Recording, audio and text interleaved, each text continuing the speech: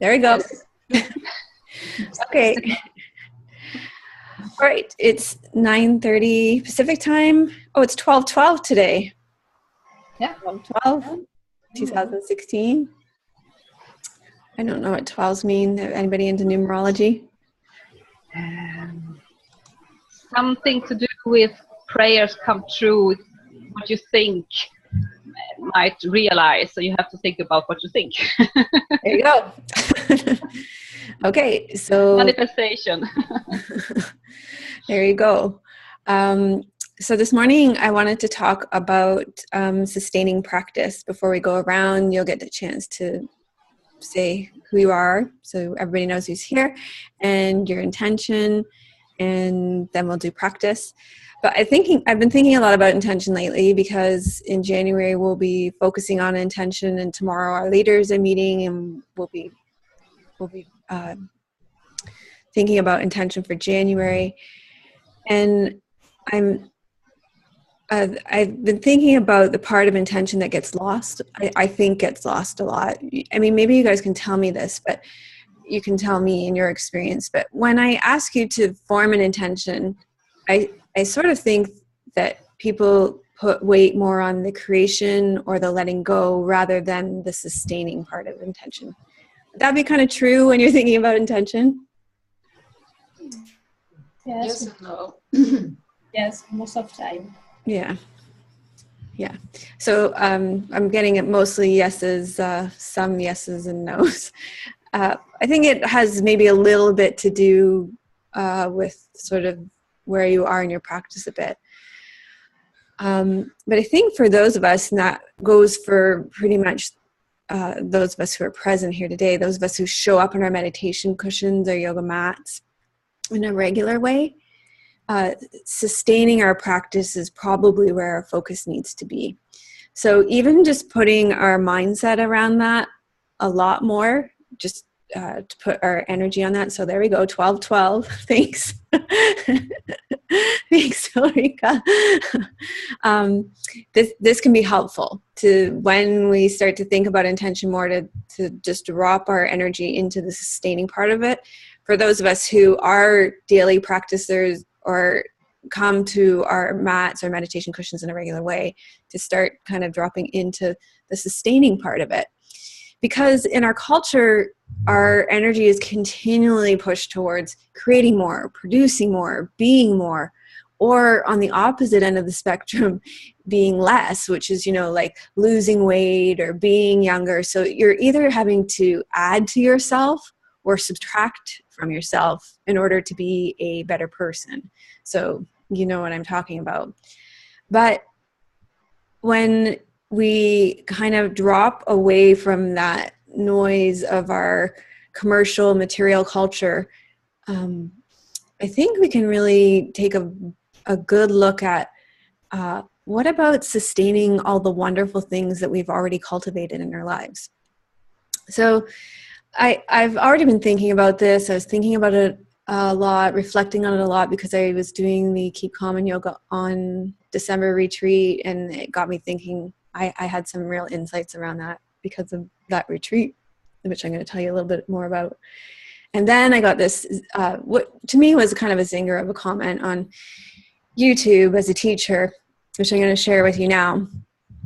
And it was around the class, one of the first classes in the New Balancing series, on where I laid out all those concepts of the vestibular system, the proprioceptive system, and your vision, and how all of that contributes to your balance. So here's the comment. This person says, "I have a terrible issue with balance.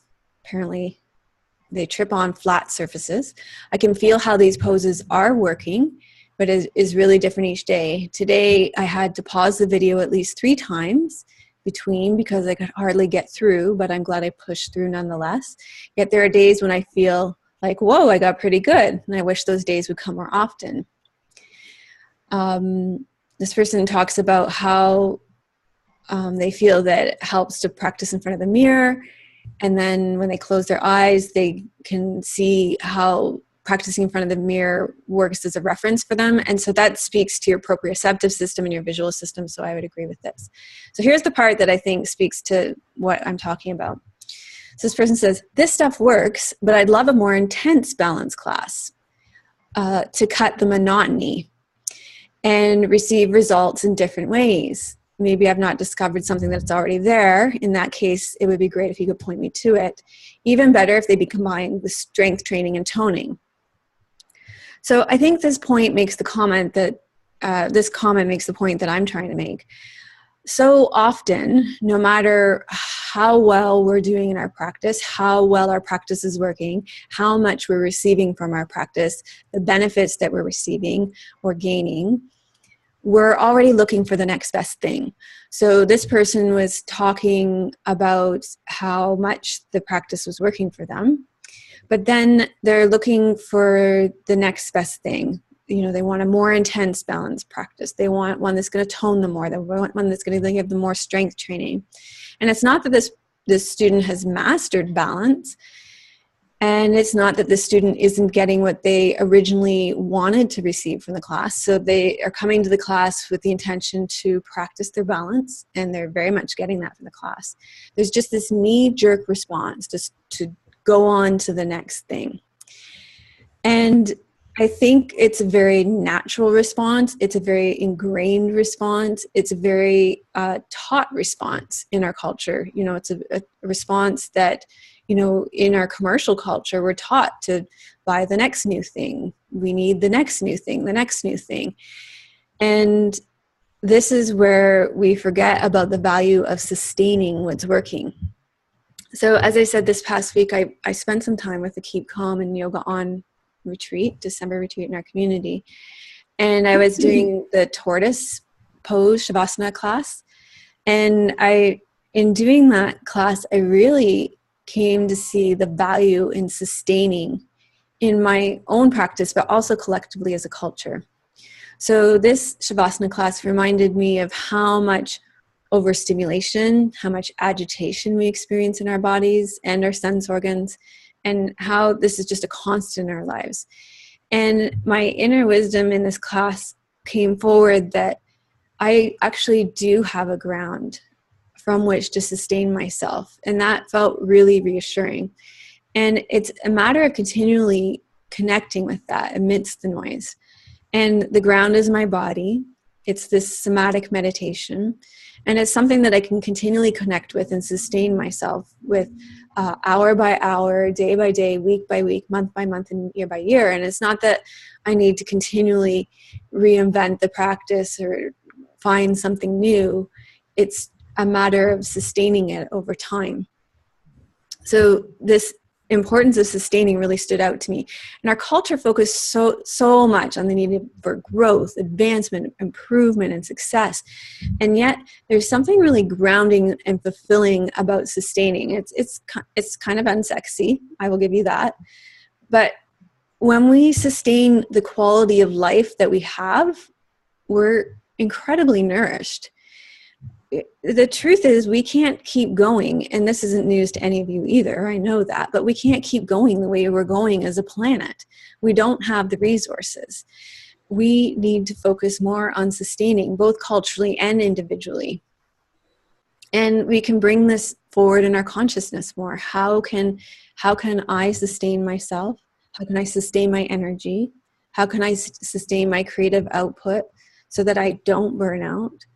So that I don't create tension in my body, so that I can nurture myself, so I can nurture others. How can I ask for help? And how can I help others without burning out? And when we even look at the gods of creation too, you look at creation, preservation, and destruction. It's the creation gods that bring us the most riches. So Lakshmi, the goddess of sustenance, the goddess of preservation, she's the goddess of abundance. So it's in sustaining our practice, not in seeking out the new, the better, the flashier, but it's in sustaining our practice that we find the abundance and the riches that we're seeking. So my the moral of my story, my teaching today, is that the next time you find yourself seeking the new, seeking the better, wanting to start a new project, reflect on where the riches are in your life, where you're being nurtured, where you're being sustained in your life, and just rest back and settle into that. So that's my talk for today. And so I open that up for comments or questions before we go into intention for today. Did I understand that you had this person was answering you on YouTube? Was it right? Or was it here on the membership site? On YouTube. YouTube, yeah. Because it feels like what you could accept. No, not accept. To expect on YouTube. It's a world where it's short and fast. Short videos, and that continues to come often. If you are a YouTuber, you bring up content quite often, at least once a week, mostly more often. Because my thought when I listen to you is I have been practicing Buddha this 40 days with one and the same meditation practice. It's like this sadhana for 40 days. And it's so interesting if you can have the patience to follow you through on this period of time. Because you go from when it's new and exciting and interesting until a period where it's so dull and okay, I have to do this today too. Until you evolve into something new. And I think that is the fact that are missed when you are on YouTube and you have all this content. Mm-hmm. It's so much. And I mean, just write down yoga and you will find thousands of YouTubers who do yoga. Mm-hmm. So I so agree with you about this, to sustain, to keep on, to evolve in your practice. Mm-hmm. Yeah. It reminds me the story I shared on last week, DYC, Daily Yoga Connection. When my little sister started to do yoga with an app. Okay. And so I went to look at this app, and for a moment I wonder if I will install this app on my phone, and then I thought, well, no, I don't need a new app or anything new, because I have all that I need in the membership site, and it's the same. You can always look for new things and new stuff, but you have also everything you need already. No, well, I don't know if I'm clear.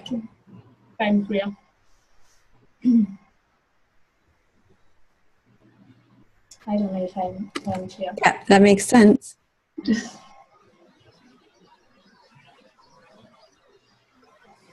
I like to not compare myself to what's out there. And I find people who are new to yoga will try to introduce me to what it is, where it is that they're going and what they're doing. And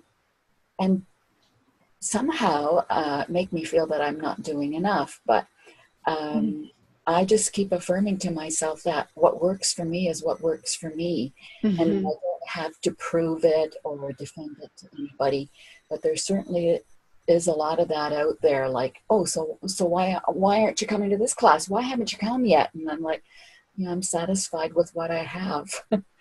That's good enough for me. Mm-hmm. Yeah, and I think that's really the point that I'm making here, which is that to really take that step back and look at what is working in your own practice, what is sustaining you, and settle into that.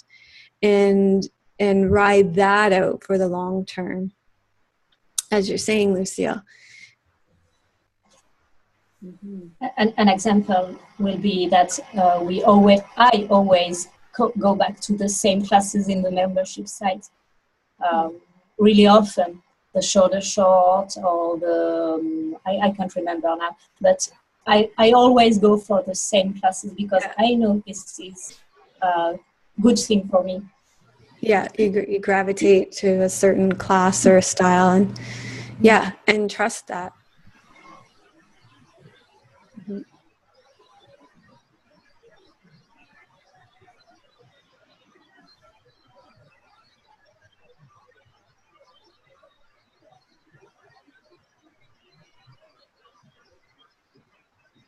Okay. Go. Michelle, did you want to add something? Yeah, I can relate to all that's been said. And sometimes I maybe think I'm a bit on the lazy side. You know, look at myself and think, am I being a bit lazy, not desiring, not wanting to sort of be trying new things? And but like Benny said, there's so much to work on and to deepen all the time. And I think when you go deep with something, it's like the classes that you're offering now on, you know, with Melissa, the weekly classes, they're so rich in themselves and they're going back to basics, aren't they? But I think they're fitted in perfectly with the somatic meditation, because especially like this week's class on the spaces, finding the spaces and then I've just read your comment about the somatic meditation and you know, once we find a space within our bodies and connecting with the breath, then we can start to appreciate the spaces in our lives and start to slow down. And so it's that deepening, isn't it? But I suppose it's natural. And like Ulrika says, there's always the people out there that are wanting quick fixes and just the nature of society at the minute, isn't it? So I agree with you about we need to become more sustainable on all levels. And I don't know whether you get Planet Earth on the telly. We've been watching Planet Earth, which is absolutely amazing. And the last in the series was last night, and that was talking very much about sustainability and looking after the planet. Yeah, thank you, Michelle. Yes, one more thought. I think the interesting thing about this yogis that are constantly searching for something new, I bet they came to yoga in the first place because they want to de-stress and to connect with themselves. But it can be hard, and for that reason, yoga can be tough for yourself to meet yourself. Mm-hmm. Not only in positions, but also when you're in Shavasana, for example, or just relaxing before the class, during the class, between the asanas, you are confronted with yourself and with your life. So that, I think, might be one reason why many people are jumping between classes, constantly searching for a new kick instead of relaxing into what is. So it's quite interesting this with yoga and what it does for people. Mm-hmm.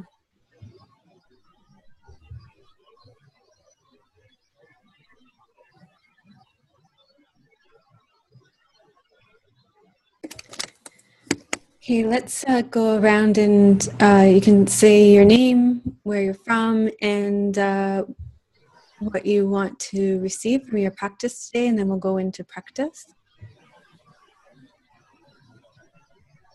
Okay, I'm Bene, I'm from France, and I live in an island on Indian Ocean, Mayotte. And I came tonight just for the pleasure to be with you all and to share this meditation in life with you. Thanks, Bene. I'm Linda from Holland, and it's 7 o'clock in the evening. And yeah, I will see what happens today. I'm a bit tired and I'm not well. So we will see.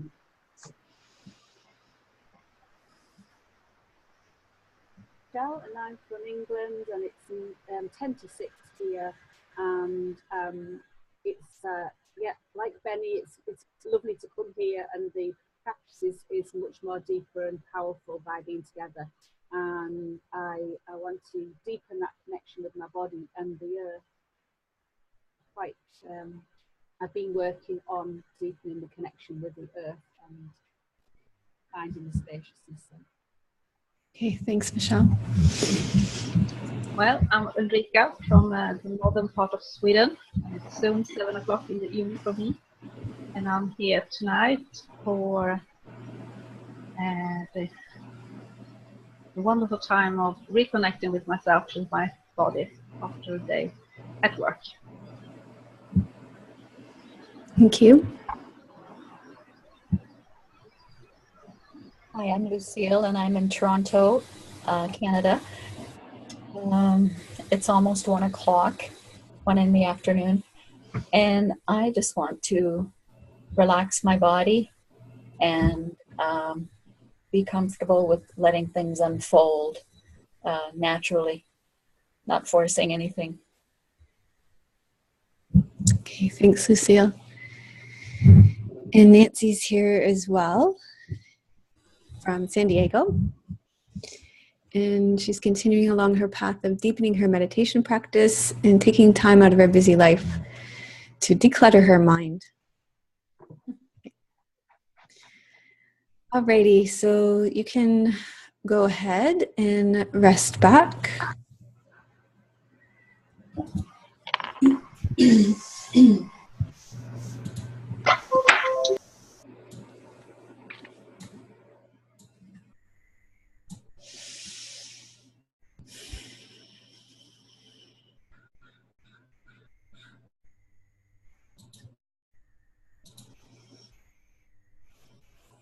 Bend your knees with your feet flat on the floor.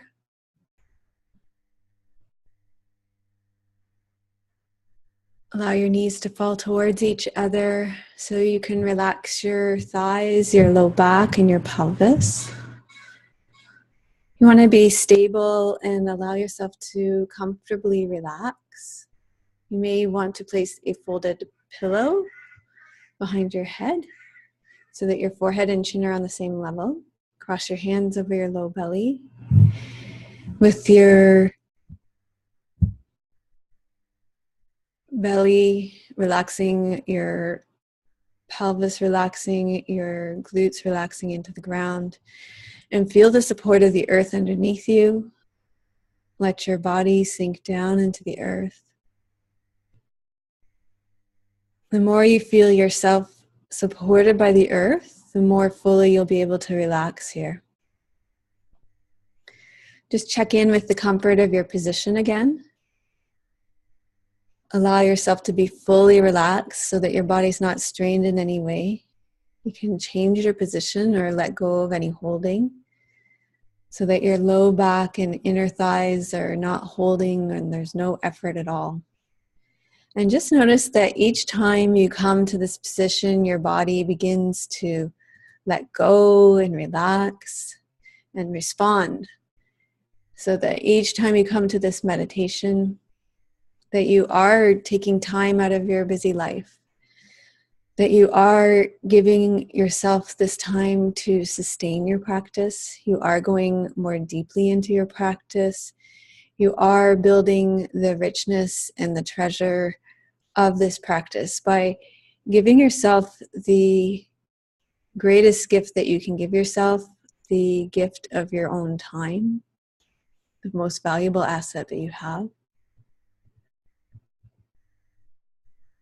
So taking this time to be with your body, create a relationship with your body, to release tension. This is the only time of the day that you ever have to do this. When you sleep, your body, you may have noticed the more that you do this meditation that your sleep can be a time when a tremendous amount of tension is built in your body. So now you're giving yourself the gift of your time to build a relationship with your body, to sustain this relationship. And your body begins to relax. You can begin to sense this well-being just by taking this position. And allow yourself to drop into that. Notice that your body begins to let go. Notice this dynamic process of relaxation. And let your attention turn inwards to the sensations in your body. Feeling your feet, the two sides of your buttocks, your mid-back, your two shoulder blades, your two elbows, and your head.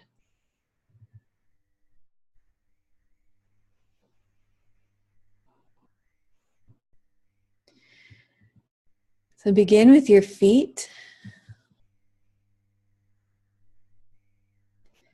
Put all your awareness into your feet. Beginning with your big toes. Notice the tension on the underside of your toe, the sides of your toes, the tops of your toes, the toe bones. Allow yourself to drop right into the sensations in your big toes.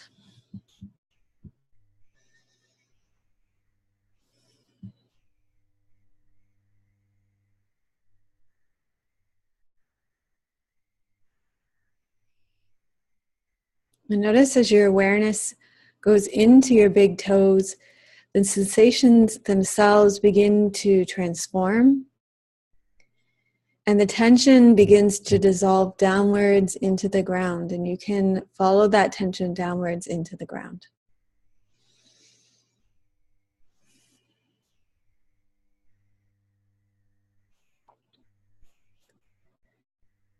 And then moving to your second toes.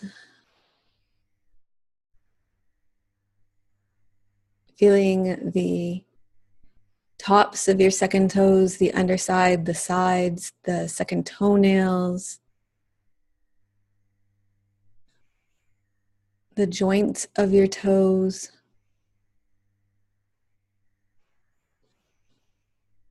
Letting your awareness drop right into your second toes.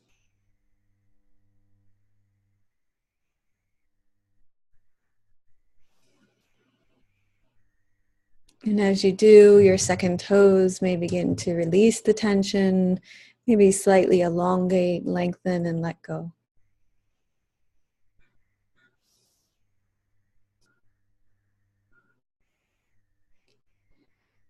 Then moving to your third toes, feeling the tension, feeling the tightness, feeling the holding on, knowing that you don't have to hold on anymore, but allowing yourself the time to go into the tension, accepting the tension, not judging the tension, knowing that tension exists in your body,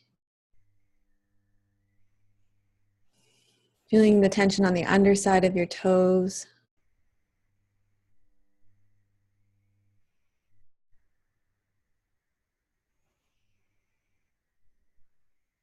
And as you allow yourself to drop into the tension, it begins to go into this alchemical process of dissolving, releasing, letting go, and your third toes will start to elongate, lengthen, and spread out.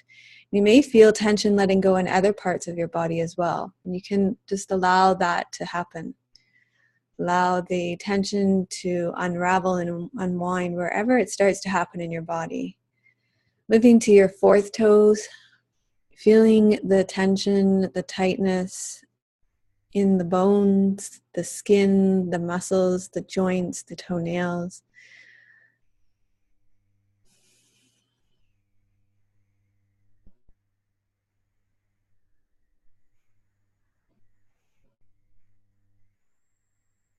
Giving yourself the time to go into the tension. And then feel how that tension begins to dissolve, release, and let go into the ground.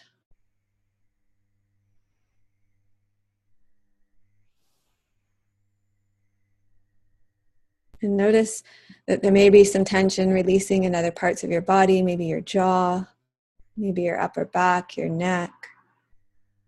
And welcome that releasing.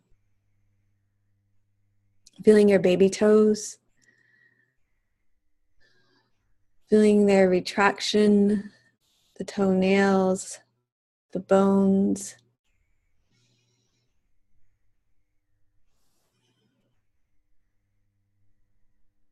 And allowing that tension to release down into the ground. So now breathing into all 5 toes.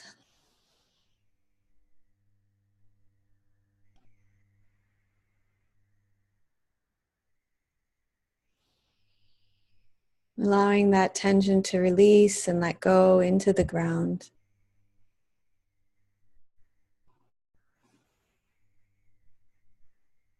Feeling those all 5 toes a little bit longer, a little bit more spread out, a little bit more relaxed.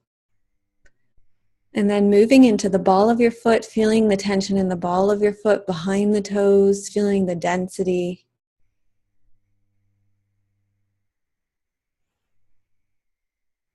And then feeling that tension release and let go down into the earth.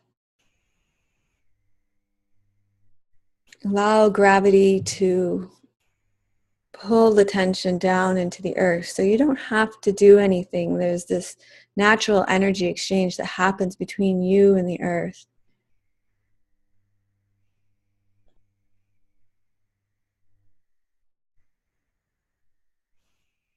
Coming onto the top of your foot, feeling the bones and the skin and the tension on the top of your foot.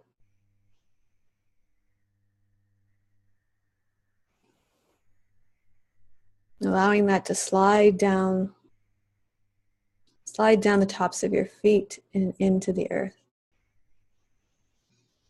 And feeling any corresponding release throughout the rest of your body, your neck, your face.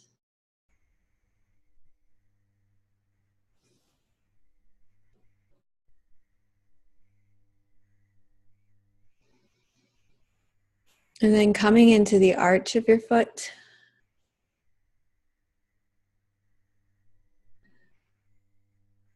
So feeling the tension, feeling the holding on in the arch of your foot, the front, the middle, the back, the inside and the outside of the arch of your foot.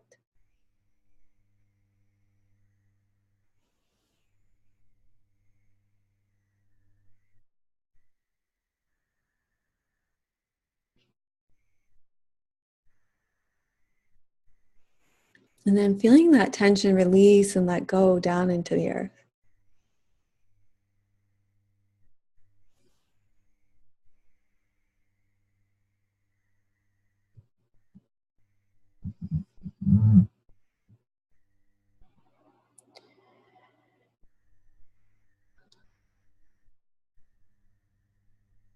Now moving into your heel, feeling the density, the tightness, the tension in your heel.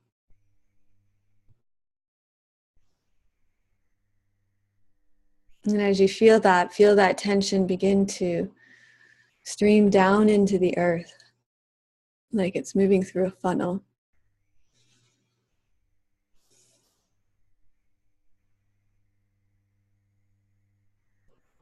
You may feel some release through your sacrum, your low back. Allow that release to happen as the tension dissolves down through your heel.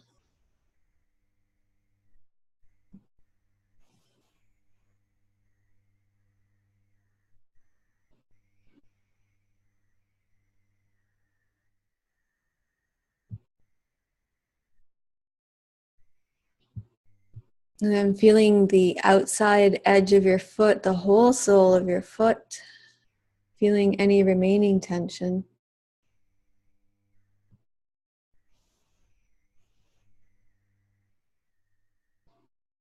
Allowing yourself to drop right into that tension in the sole of your foot, the outside edge of your foot.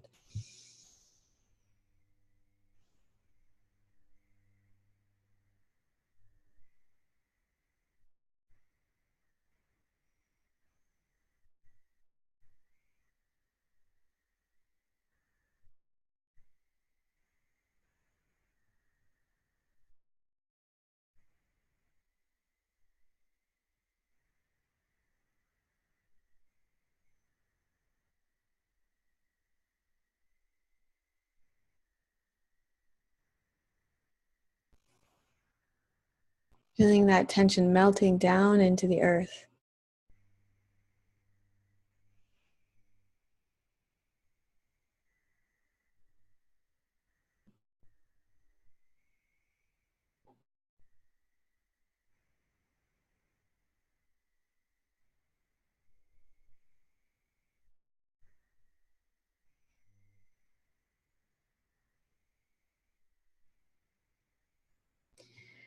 So moving into your ankles now, feeling tension on the inside of your ankle bone, the outside your ankle bone, and the interior.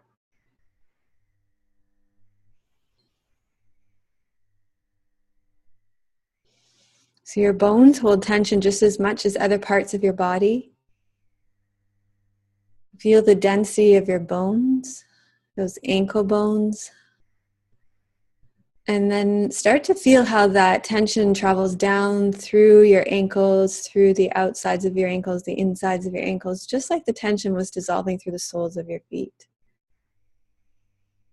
And notice how the rest of your body is responding as well. When you bring awareness to one part of your body and release tension, your whole body is affected. Feel the invitation of your body. Feel the wisdom of your body to release, accept it, and let go.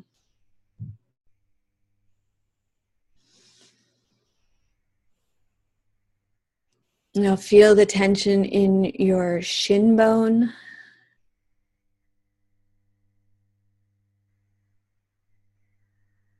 Drop your awareness into your shin bone.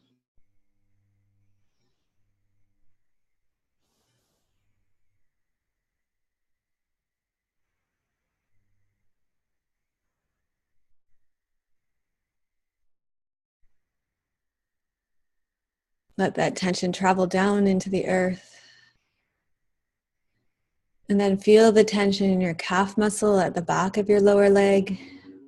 Feel the density, feel the holding on, feel the numbness. Numbness is a form of tension. So if you feel disconnected, like you can't connect with the sensations in your calf muscle, then be patient. Allow yourself to drop into that. Imagine you can feel sensation. Find any part of the calf muscle that you can connect with.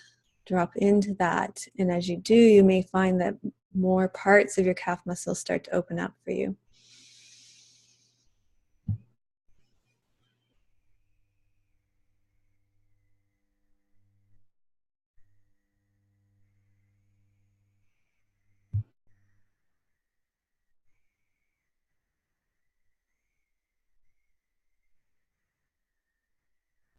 So now your whole lower leg, from your calf muscles, your shins, your feet, your ankles, is relaxing, releasing, and letting go.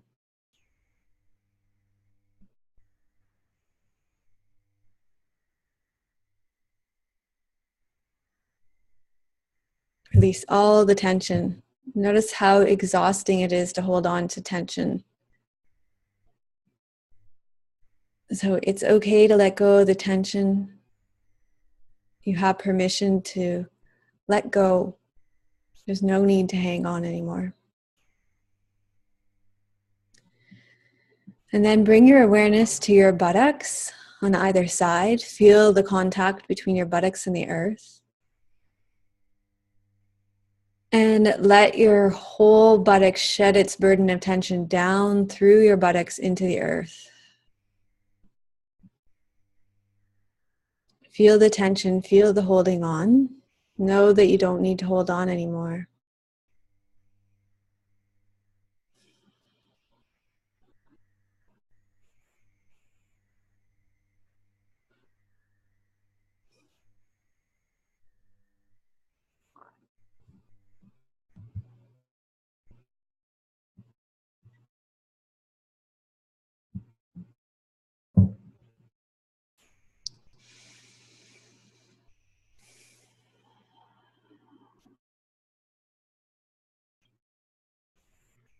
And then feel the tightness in your pelvis, the tension in your pelvis, the bones of the pelvis itself.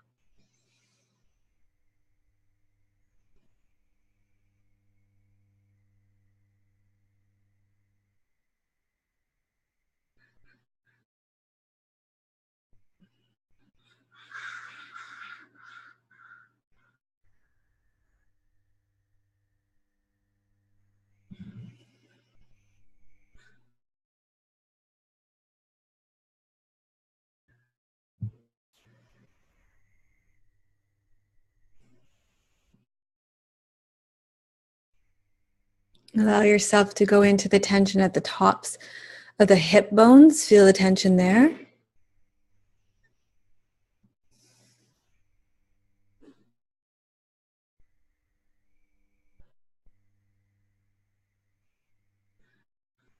And allow that to dissolve down through the sides of your pelvis and into the earth.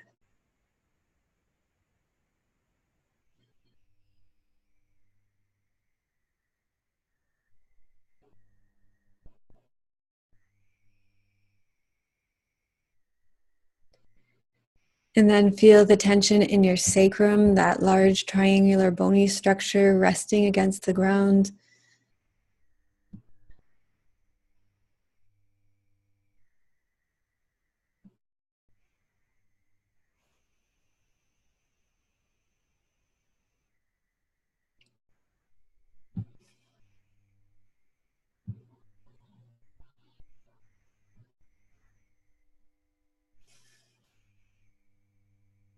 And allow that tension to dissolve and release and let go.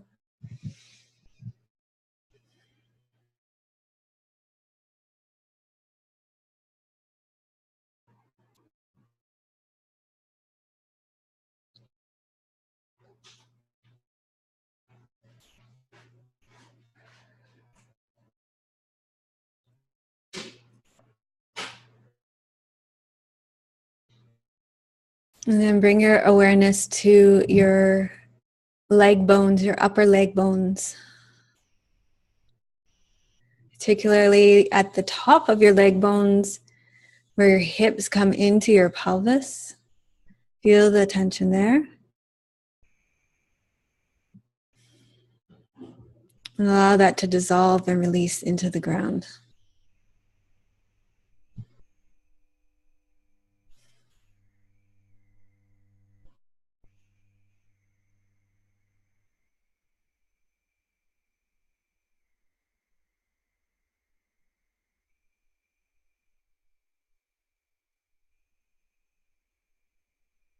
And then as you do so, feel your quads, the tops of your leg bones, the fronts of your legs, the muscles there.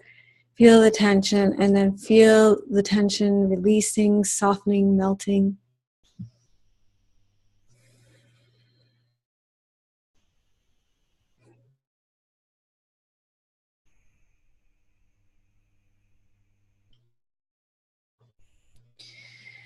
And feel that softening and melting happening around the backs of your legs, your hamstrings.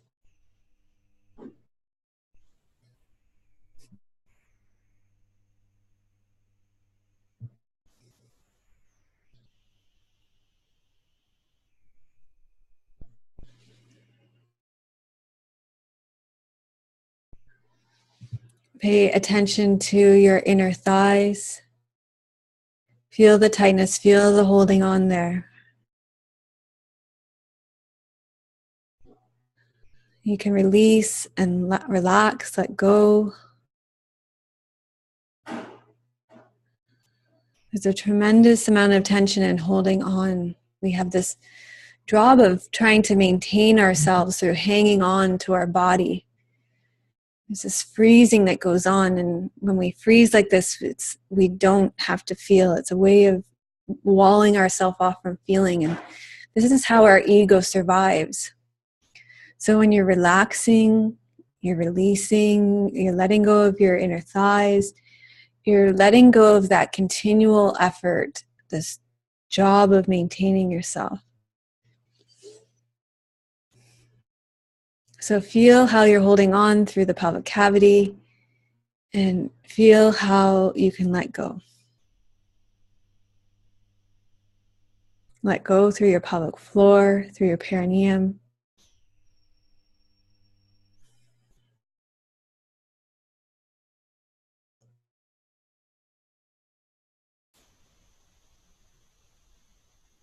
And then bring your awareness to your mid-back at the base of your sternum. Feel the tension at the front of your chest, through your rib cage, and allow that tension to flow down through your mid-back and into the earth.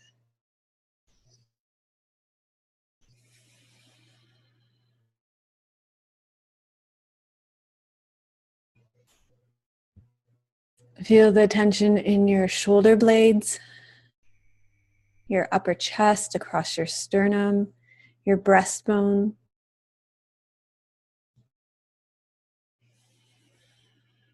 Feel the tightness, feel the holding on, feel the burden there. Just put your awareness there, feel the tension. And the release might not happen all right away. Allow yourself to feel the tension, feel the holding on, and explore the release as it happens little by little.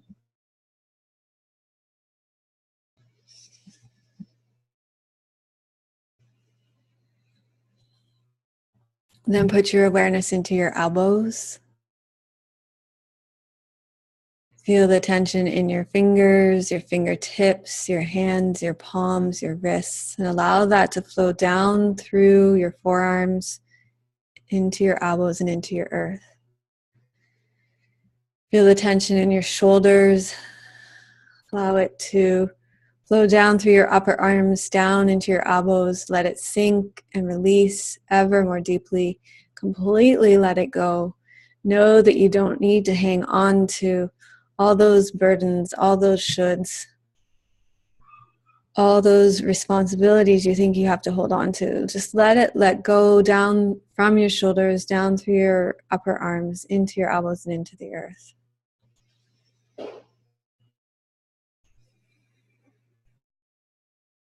And then feel all points that you've been relaxing, your 2 feet, the energy traveling down, your buttocks, your mid-back, your shoulder blades, the energy flowing down through all of them. Feel your whole body relaxing. Feel your whole body letting go.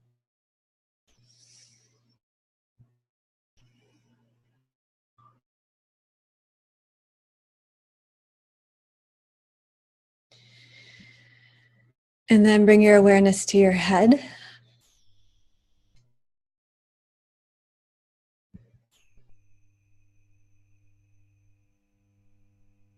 Feel the tension in your gums, your teeth.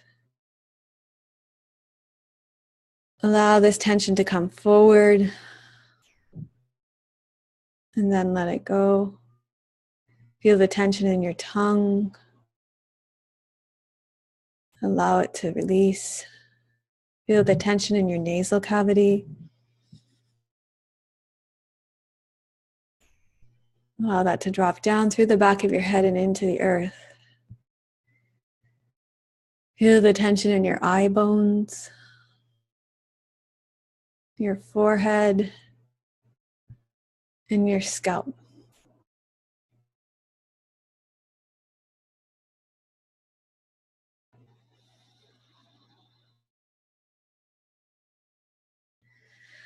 And allow your head to melt into the ground, all shape, all version of your head melting, releasing into the earth so that there's no shape, any form of your head left.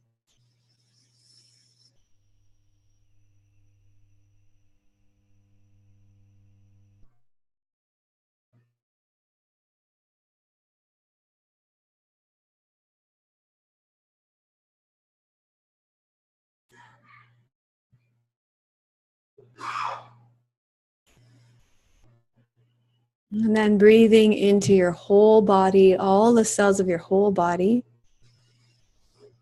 Allowing any remaining tension to come forward. And then as you breathe out, letting that tension release down and into the ground. So you don't have to go looking for it, whatever tension comes forward. Just allow it to come forward, and then as you breathe out, allow it to release into the ground.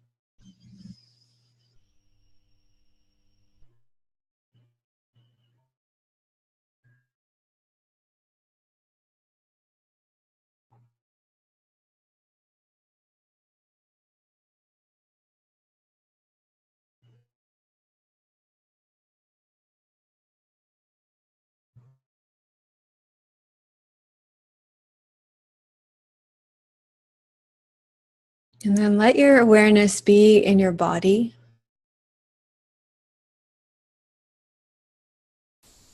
Feel what's happening in your body.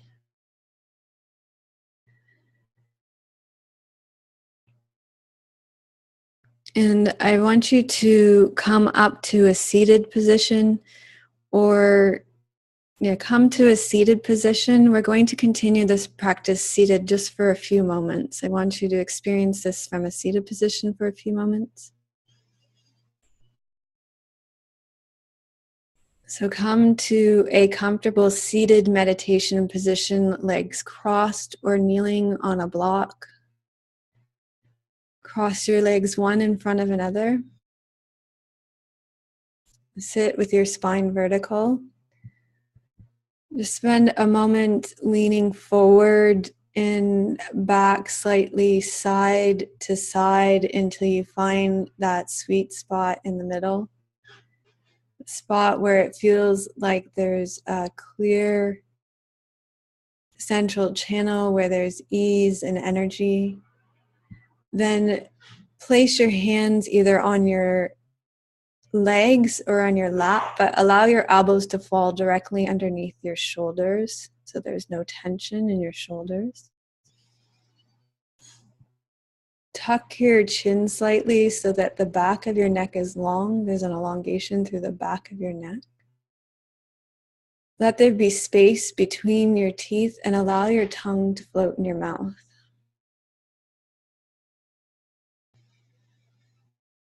Allow your perineum to be soft so that it's resting against the cushion and the earth, so that it's not bracing, but just breathe into your perineum and then allow your perineum to rest against the earth. Release and let go. And then breathe into your whole body. Allow any tension to come forward. And as you breathe out, allow this tension to dissolve from your body. So we're just going to continue like that for a few more moments. Breathing into your body, allowing your awareness to be in your body. And as you breathe in, you may notice some tension come forward. Allow yourself to go into that tension. And as you breathe out, allow that tension to transform.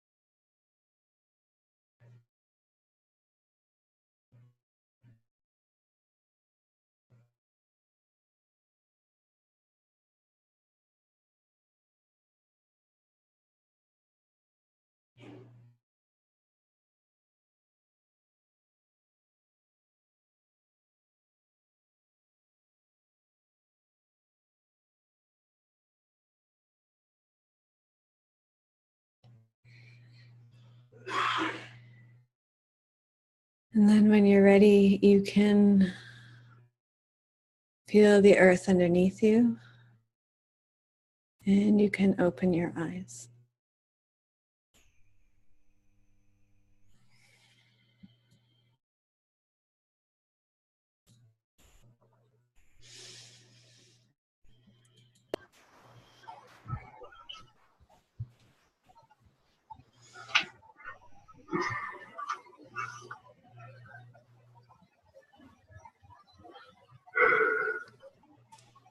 So this is your time in your practice to be able to speak about your experience, or to be able to ask questions about your practice, either today or things that are happening for you or coming up for you during the week. And you are free to speak, but there is no obligation for you to speak either.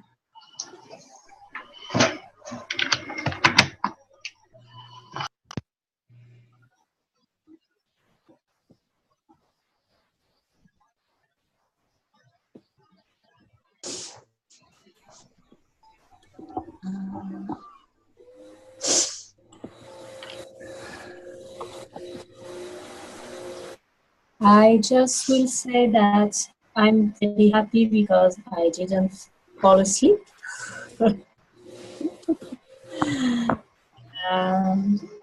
The last meditation I did, I always fall asleep, but I suppose it was because I was just exhausted.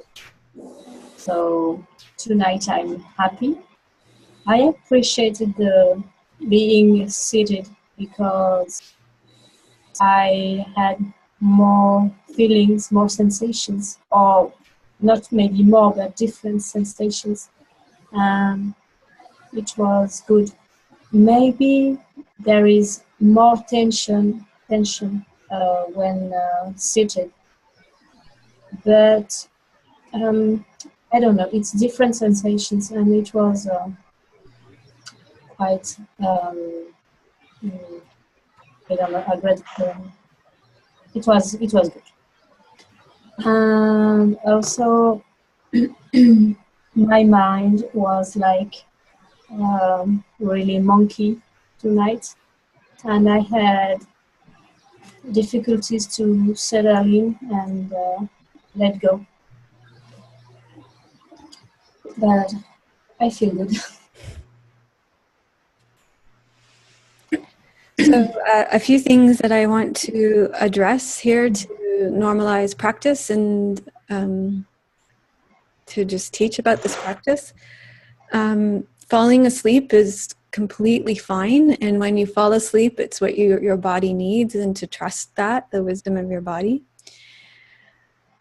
The sitting up, this practice can be done in whatever way you need to do to support your practice. So I know that one of our members recently is dealing with some vestibular issues and she can't lie flat. So you can do this practice. I don't know if you guys have noticed, but every time I teach you, I do this practice standing. And I receive many benefits from this practice from a standing position. You can do it sitting in a chair. You can do it in a seated meditation. It's taught lying on the ground first because it's very easy to let go of a lot of tension in your body lying on the ground. Also because it's very primal, it's very primary. Your first position as a human being, as a baby, was lying on the ground. So it allows you to return to this very vulnerable position that you had as a baby, lying on the ground. But as you said, as soon as you sit up, you come into your adult position. And so it brings this whole layer of adult tension that you don't have when you lie down. So there's a huge benefit to doing this practice lying down. And then there's a whole nother layer that happens as soon as you sit up. And so there's value in doing this practice both ways. And as we go into the new year, we're going to be exploring this practice more sitting up. And so I think for those of you, there are many of you here who are doing this practice on a daily basis. It's something to consider, and you'll know, those of you will know your body's best. There are days when your body needs to lie down. And there are days when your body wants to sit up, and to trust that process and to trust your own inner wisdom. So for example, even, the days, so maybe days when your mind is quite busy, it may be easier to sit up and do the practice just to engage the mind. But you'll know, right? You'll know when you come. I choose my practices when I come to the mat based on what my body's asking for that day. Mm-hmm. Can I say something? Mm-hmm. Because what is interesting is that I'm practicing the somatic meditation now for 4 weeks, 5 weeks, I don't know. But in the beginning, I was drifting away always, all the first weeks. But now it changed into really being aware. I never drift off or fall asleep anymore. And for me it's interesting, because I think the first weeks it was so much releasing of so much tension, and letting be open for all the tired,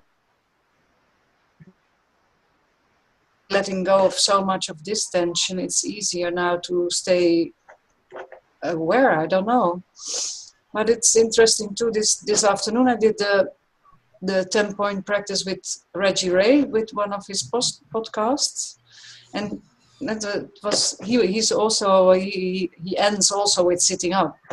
So it was nice. I did it a couple of times before, and I like to come out of the lying position into sitting, because you feel so different than just sit down. Lying down first and then sitting down. It's really and it is interesting what's happening then with the tension building up again. But you come from a very soft place, and I like it to lie down first and then sit down to end. That's a very good point too, starting with the lying down. And the other thing is that it's a progression, right? Like, you've done this practice, like October, November, December, we've been doing it for 12 weeks. We've been lying down. So this is the depth of the practice. It's not like going right into sitting. That is why I haven't gone right into sitting.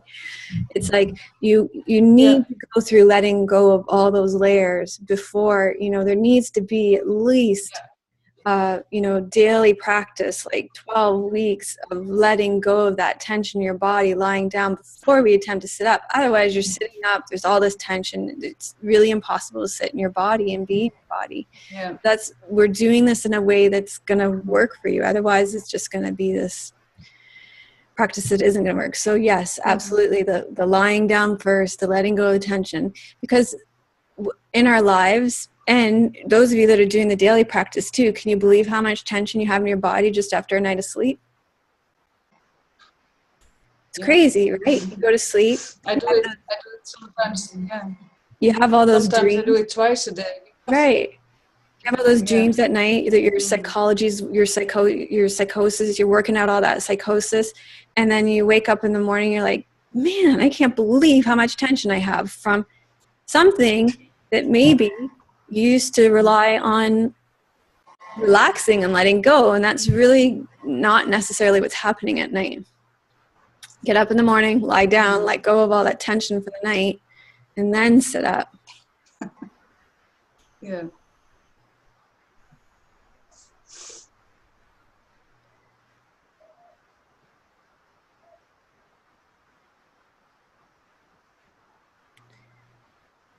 Certainly enhanced my seated meditation, no end. And I mean, tonight it felt I was very on the edge of drifting off to sleep for most of the lying down. But as soon as we sat up, I could feel tense when I first sat up. But then it's amazing how I can relax into it, and I could have just felt like I could have stayed there all night. I feel so easy and so spacious. Mm-hmm. And it also, can I say something more about the sitting practice? Because before I was always doing the sitting meditation for 2 years now, I think. Mm-hmm. But the moment I started the somatic meditation, I skipped the sitting meditation for all the time. But also now it's coming back again, like I miss it. Mm-hmm. It's also, I look forward to sitting down. And before I didn't have that. It was enough or something. And now it's coming back like, hey, I can add the two together, or So I look forward. It's a natural organic progression. Yeah. Yeah, looks like. I also like to first lie down and then sit up, because sometimes when I'm doing meditation, I'm trying too hard to sit with a straight spine and so on. So I got this tension in my back, and this time I wasn't even sure to have something to sit on, and still I was just sitting like a Buddha. So interesting to see that how the lying down first really helped, especially my back, to relax and to drop tension. and then I just could sit there. So I wasn't ready to end when you ended it. So that's a pleasant surprise too, right? And then my cat came. She could feel that I was much more pleasant to be with now than before. Yeah, yeah.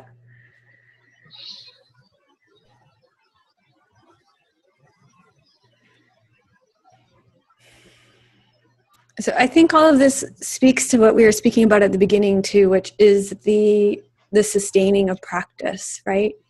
And what it is to sustain a practice over time. And the way we're practicing here is we're setting up the parameters that allow us to sustain a practice over time, right? Like this is a very sustainable practice. You've all spoken to the way that the somatic meditation allows you to let go of tension, so that sitting is actually something that creates very much ease and allows you to sit and want to sit for a long time. It has allowed you to want to return to sitting.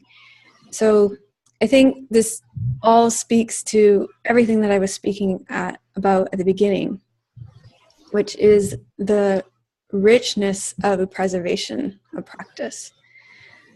So become full circle. Yeah. So Nancy said she tried seated meditation several times over the years and never really got it. And now it takes her about 10 seconds to begin and be grounded and melt into the earth with the laying down meditation. Yeah. And I have to say, like, that I was the same as Linda. I was practicing with my teacher too. It was two plus years of shamatha, and it was really questioning the efficacy of the practice. And it was the practice itself was creating tension. But with this practice, it's not. It's just not. So it's releasing tension, and it's connecting me with my true nature absolutely from the beginning, and with instruction, with instruction all the way through of how to connect there every minute. So like as Nancy says, like within 10 seconds we're there, right? It's not like, well, just come to your question the next time, maybe it's not going to, it's like, no, there are techniques for getting there each time. So I think when you find, it's the same thing that I said, look at what's working in your practice. When you find what's working in your practice, then you sustain that. You don't keep looking for the next best thing. Mm-hmm. Yeah. And I think too that in the course of this meditation, that you need less time for the somatic meditation. Yes. I sometimes I go to bed now and I lie down and I go into that position, and then my body understands already what to do. And sometimes it's only to follow the 10 points and talk to myself. Okay, I put my attention to my feet, to my buttocks, and all the points, and then very slowly, and after 5 minutes it's there. Yeah. So that's also interesting. It's this recognition of the body, like, okay, it's okay, you can let go. There's some develop in time. I would say that's absolutely true for those of you that are doing it daily, have been doing it daily for the last 12 weeks. It really does only take, once you develop that practice, once your body knows what to do, it really does only take 5 minutes to come into your body, to go through the 10 points and release and relax them. So it's like it's one of these things as a teacher that that's not to say that there's not a benefit to coming into the practice and going into it in a more detailed way from time to time.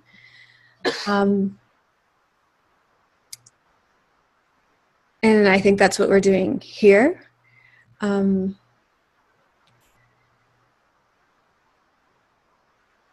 Yeah. we, those of you, yeah. I think both. Yeah. What you say, because giving yourself the time to fully relax is just this gift to yourself, and then I like to give myself this time too. It's not that I want to rush, but there are moments that I notice, like, hey, in 5 minutes I can relax myself, and that for me it's a huge thing, you know. Yeah, or it can be like, lie down 5 minutes, I'm going to do the somatic release, I'm going to go through all the points, I'm going to release my body, and then I'm going to sit up. And then I'm going to tune into my body. I'm going to see where tension arises in my body, and I'm going to let it go. And I'm going to sit for 10 minutes, or I'm going to sit for 5 minutes, or I'm just going to sit and be in my body and see what happens. I don't practice daily, but I do it once a week. And I've noticed that since I do this meditation, I am like more aware during the day of my posture, and it's easier for me to let go the tension in my body. I don't know if it's related to this meditation or with my practice, my own practice, but I've noticed that lately I am more able to let go more quickly those tensions. And I think that goes back to something that I like to bring up a lot, which is that when you do this meditation, you become aware of the tension. You let the tension go, and then your body, it's like your body's done a reset. So you start here, right, this level of tension, and then you lower it to here, and then your body's, I use this example all the time, but then your body's not able to go back to here, and then the next time you lower it to here, and then your body's not able to go back to here. So once you've released a certain level of tension, it's just not possible for you to go back to previous levels of tension. There's that new awareness of the new levels of relaxation, and it's your new set point in your body. As soon as that tension starts going past that, your body's like, yeah, no, that's not happening. And you stay at that previous level.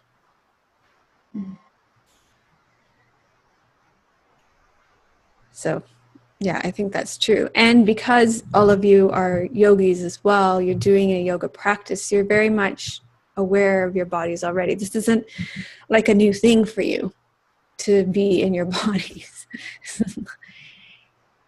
You know, like I was listening. Yeah, but still it is. Go ahead. Oh, still it is amazing that how much tension there is. And I understand what Bene says too, because in the beginning I was also so amazed that during the day I had so much tension in my shoulders or in my hands or in my jaws, and after doing this meditation you're more aware and you just feel it like, hey, I'm tensing up, so okay, can let it go, and that helps already during your daytime. Experiencing much more when I get out of bed in the morning. And can you speak up, Michelle? I can't. I experience so much tension when I get up in the morning than I ever have done before, and I really need to do the connective tissue practices to really get me going.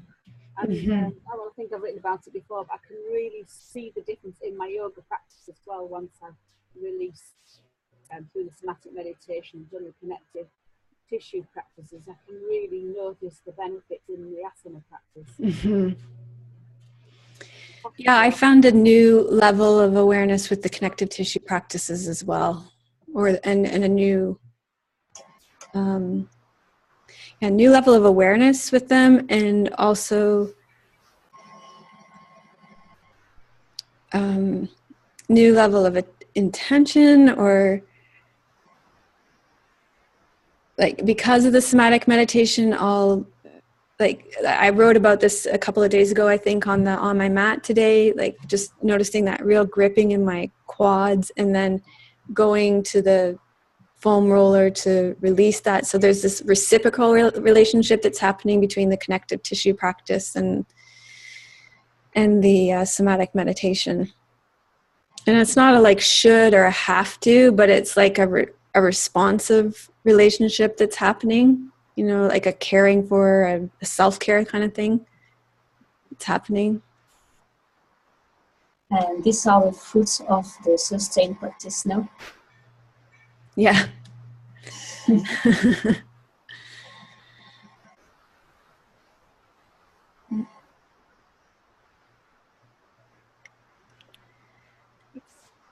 For me, Melissa, it's a simple, isn't it? It's such a simple, beautiful practice. And because sometimes I kind of struggle with, I want to really know all about the deities and try to remember exactly about all the different chakras and, you know, and sort of that kind of feeling as a yoga teacher that I should know in depth about all of that. But before I realised that you don't need to, it can be very simple, and just connecting with that spaciousness is really massive now for me. Just resting back into the spaciousness, it's also simple and feels so wonderful. And it feels like my heart's a lot more open and softer.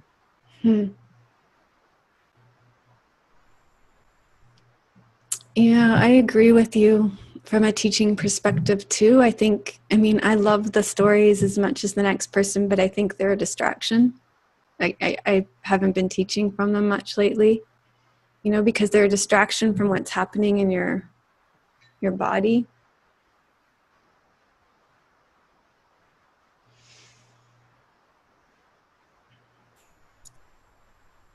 Yeah, maybe there will be a time again later, but yeah, you cannot edit everything in. This is what you say, it's so massive, so big. Yeah. And there was a space to bring it in here to make a point too. And I almost went back and looked for stories and stuff, and I was like, no, even just bringing it in the way that I did, it was simple enough. It didn't need embellishment, you know, because it would have just pulled away from the. Yeah. This shows how much yoga is. I remember my father-in-law used to say that when people start to listen to classical music, they often start with Mozart, and then they drift away to all other compositors in all sort of styles. And then when they have listened many, many years, they come back to Mozart and realize how magical he was. And this is the same thing. You come to yoga to relax, and then you discover all the deities and stories, and it's so interesting. Yeah. And then suddenly you only need your mat and to lie down. So, that's right. Yeah. So true. Yeah, it's like that, right? Like what hooked you at the beginning? It was that feeling you got at the end of the class, right? Where you're like, man, I'm not tense anymore. that was what hooked me. Yeah. And then you think you have to learn to do headstand and wheel and blah, blah, blah, right? And balance. And then you realize it's okay if I fall over. Right. Well, actually, the less tension you have in your body, the probably less likely you are going to fall over in the first place. But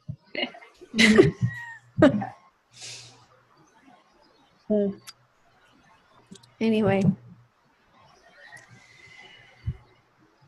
Thank you. I thank you for your practice and for your time here, for sustaining your practice, especially at a time of the year when you could be in so many other places. So thank you. Thank you. And I will see you next week. Namaste.